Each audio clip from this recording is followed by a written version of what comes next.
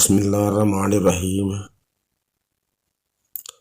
سب دوستوں سے گزارش ہے کہ ایک بار درود شریف پڑھ لیں۔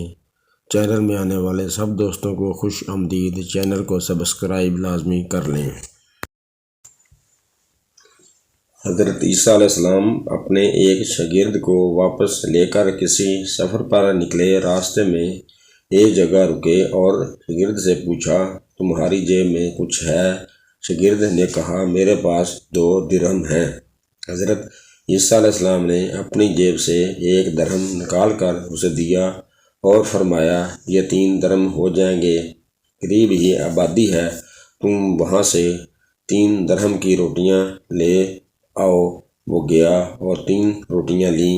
راستے میں آتے ہوئے سوچنے لگا، حضرت عیسیٰ علیہ السلام نے تو 1 درہم دیا تھا اور 2 درہم میرے تھے، جبکہ روٹیاں 3 ہیں، ان میں آدھی روٹیاں حضرت عیسیٰ علیہ السلام کھائیں گے اور آدھی روٹیاں مجھے ملیں گی، لہٰذا بہتر ہے کہ میں 1 روٹی پہلے کھا لوں۔ چنانچہ اس نے راستے میں 1 روٹی کھا لی اور 2 روٹیاں لے کر حضرت عیسیٰ علیہ السلام کے پاس پہنچا۔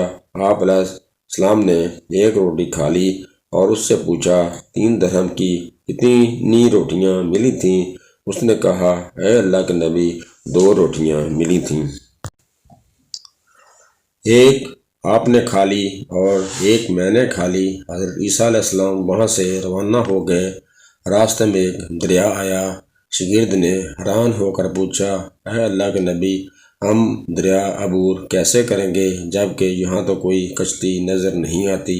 حضرت عیسیٰ نے فرمایا، گھبراؤ مت، میں آگے چلوں گا، تم میرا دامن پکڑ کر میرے پیچھے چلتے آنا، خدا نے چاہا تو ہم دریا پار کر لیں گے۔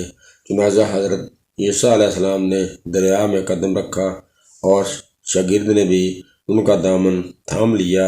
اللہ کے حکم سے آپ نے دریا کو اس طرح عبور کر لیا کہ آپ کے پاؤں بھی گیلے نہ ہوئے۔ شاگرد نے یہ دیکھ کر کہا، میری ہزاروں جانیں آپ پر قربان ہوں، آپ جیسا صاحب اعجاز نبی پہلے مبعوث ہی نہیں ہوا۔ آپ علیہ السلام نے فرمایا، یہ معجزہ دیکھ کر تیرے ایمان میں کچھ اضافہ ہوا؟ اس نے کہا، جی ہاں، میرا دل نور سے بھر گیا۔ پھر آپ علیہ السلام نے فرمایا، اگر تمہارا دل نورانی ہو چکا ہے تو بتاؤ روٹیاں کتنی تھیں؟ اس نے کہا، اے اللہ کے نبی، روٹیاں بس 2 ہی تھیں۔ پھر آپ وہاں سے آگے چلے۔ راستے میں ہرنوں کا ایک جھنڈ نظر آیا۔ آپ علیہ السلام نے ایک ہرن کو اشارہ کیا، وہ آپ کے پاس چلا آیا۔ آپ نے اس کو ذبح کر کے اس کا گوشت کھایا اور شاگرد کو بھی کھلایا۔ جب دونوں گوشت کھا چکے تو حضرت عیسیٰ علیہ السلام نے اس کی کھال پر ٹھوکر مار کر کہا، اللہ کے حکم سے زندہ ہو جا۔ ہرن زندہ ہو گیا اور چوکڑی بڑھتا ہوا جھنڈ میں دوبارہ مل گیا۔ شاگرد یہ معجزہ دیکھ کر حیران ہو گیا اور کہنے لگا، اللہ کا شکر ہے جس نے مجھے آپ جیسا نبی اور استاد عطا فرمایا۔ حضرت عیسیٰ علیہ السلام نے فرمایا، یہ معجزہ دیکھ کر تمہارے ایمان میں کچھ اضافہ ہوا؟ شاگرد نے کہا، اے اللہ کے نبی، میرا ایمان پہلے سے 2 گنا ہو چکا ہے۔ آپ علیہ السلام نے پھر فرمایا، تو روٹیاں کتنی تھیں؟ شاگرد نے کہا، اے اللہ کے نبی، روٹیاں بس 2 ہی تھیں۔ دونوں حضرات راستے پر چلتے گئے۔ کیا دیکھتے ہیں، ایک پہاڑی کے دامن میں سونے کی 3 اینٹیں پڑی ہیں۔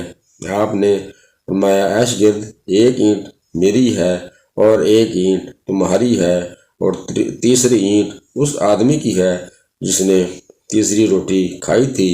یہ سن کر شاگرد شرمندگی سے بولا، حضرت، تیسری روٹی میں نے کھائی تھی۔ حضرت عیسیٰ علیہ السلام نے اس لالچی شاگرد کو چھوڑ دیا اور فرمایا، 3 اینٹیں تم لے جاؤ۔ یہ کہہ کر حضرت عیسیٰ علیہ السلام وہاں سے روانہ ہو گئے اور لالچی شاگرد اینٹوں کے قریب بیٹھ گیا اور سوچنے لگا انہیں کیسے گھر لے جایا جائے۔ اسی دوران 3 ڈاکو وہاں سے گزرے۔ انہوں نے دیکھا ایک شخص کے پاس سونے کی 3 اینٹیں ہیں۔ انہوں نے اسے قتل کر دیا اور آپس میں کہنے لگے، اینٹیں 3 ہیں اور ہم بھی 3، لہٰذا ہر شخص کے حصے میں ایک ایک اینٹ آئے گی۔ اتفاق سے وہ تینوں ڈاکو بھوکے تھے۔ انہوں نے ایک ساتھی کو پہلے پیسے دیے اور کہا کہ شہر قریب ہے، تم وہاں سے روٹیاں لے کر آؤ، اس کے بعد ہم اپنا اپنا حصہ تقسیم کر لیں گے۔ وہ شخص روٹیاں لینے گیا اور دل میں سوچنے لگا، اگر میں روٹیوں میں زہر ملا دوں تو دونوں ساتھی مر جائیں گے اور تینوں اینٹیں میری ہو جائیں گی۔ ادھر اس کے دونوں ساتھیوں نے آپس میں مشورہ کیا کہ اگر ہم اپنے ساتھی کو قتل کر دیں تو ہمارے حصے میں 1.5 اینٹ آئے گی۔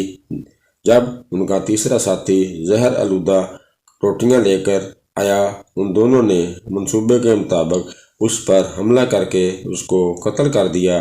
پھر جب انہوں نے روٹی کھائی تو وہ دونوں بھی وہیں زہر کی وجہ سے مر گئے۔ واپسی پر حضرت عیسیٰ علیہ السلام وہاں سے گزرے تو دیکھا اینٹیں تو ویسی کی ویسی ہی رکھی ہوئی ہیں، جبکہ ان کے پاس 4 لاشیں پڑی ہیں۔ آپ نے یہ دیکھ کر ٹھنڈی سانس بھری اور فرمایا، یہ اپنا چاہنے والوں کے ساتھ یہی سلوک ہوتا ہے۔ میری محترم عزیز دوستو، دنیا کی چاہت کرنے والا، دنیا سے محبت کرنے والا، اس عارضی دنیا کو اپنا سب کچھ سمجھنے والا، اس کا انجام یہی ہوتا ہے۔